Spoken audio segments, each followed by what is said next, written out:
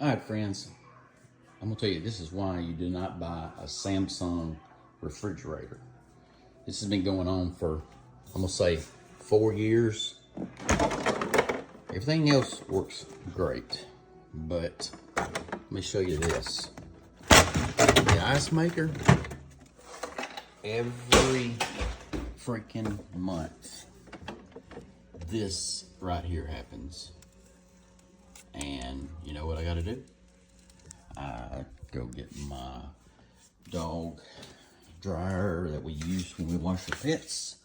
I get it out, let it on to heat, pour 6 the water,